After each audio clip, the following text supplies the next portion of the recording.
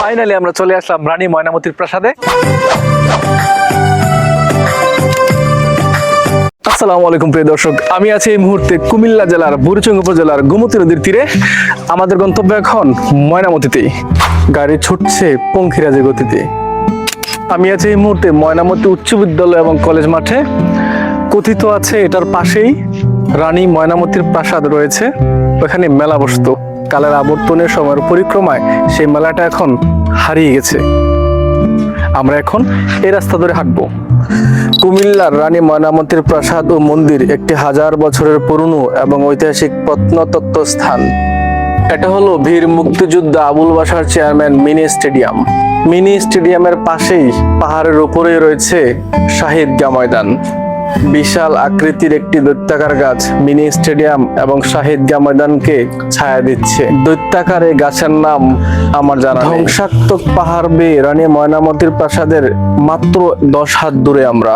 রানী ময়নামতি প্রাসাদের সন্নিকটে রয়েছে হিন্দু ধর্মের উপাসনালয় শ্রী শ্রী কালী মন্দির।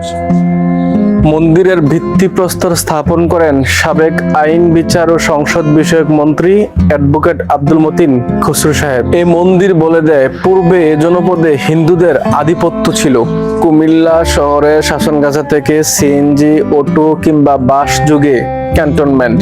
সেখান থেকে ময়নামতি সাহেবের বাজার নেমেই 2-3 মিনিট হাঁটলেই চোখে পড়বে ঐতিহাসিক বিখ্যাত স্থান। ভাড়া পড়বে জনপ্রতি 30 থেকে 40 টাকা। জনশ্রুতি আছে 10ম শতাব্দীর চন্দ্রবংশীয় রাজা মানিকচন্দ্র তার স্ত্রী রানী ময়নামতির আরামায়েশের জন্য এটি নির্মাণ করেছিলেন। 1988 সালে খনন কাজ শুরু করা হয়।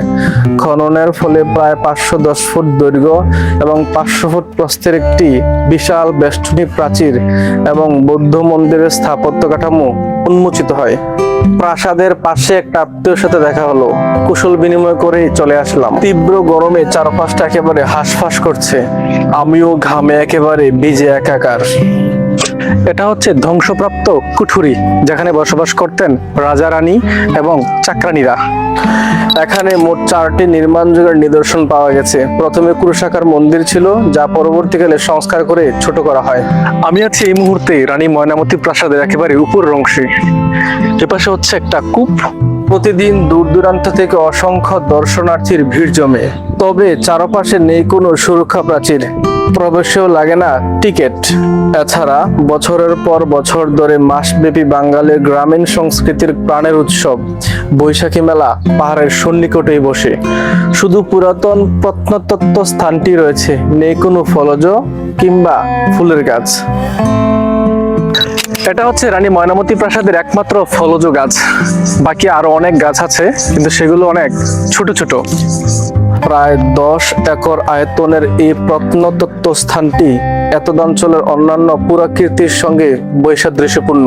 এটি ভূমি থেকে প্রায় 15.24 মিটার উপরে।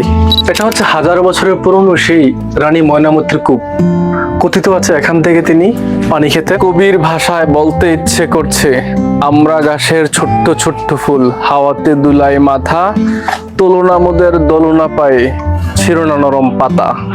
2018 সালের খননে প্রথম এবং দ্বিতীয় নির্মাণ যুগের 2 মিটার চওড়া সীমানা প্রাচীর এবং প্রাগৈতিহাসিক যুগের জীবাশ্ম কাঠ, কলস, হাড়ি, কালির দোয়াত, মূল্যবান পুরা সামগ্রী পাওয়া যায়।